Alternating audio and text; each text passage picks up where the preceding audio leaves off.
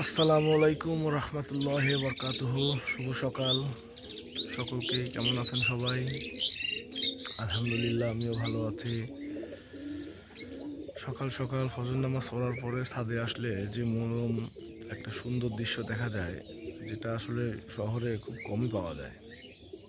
যেমন দেখেন, চারদিকে কুয়াশায় একদম সাদা হয়ে গেছে।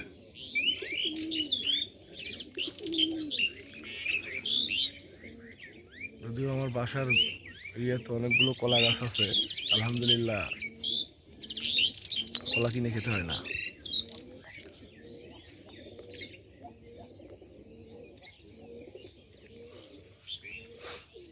এই হচ্ছে আমার ছাদের, মানে আমার বাসাটাও হচ্ছে একটু মেন রোডের সাথে, কিন্তু বাসার পিছন থেকেই জমি, আবাদি ফসলি জমি সব এগুলো। কিন্তু কুয়াশা, তার জন্য ক্লিয়ার কিছুই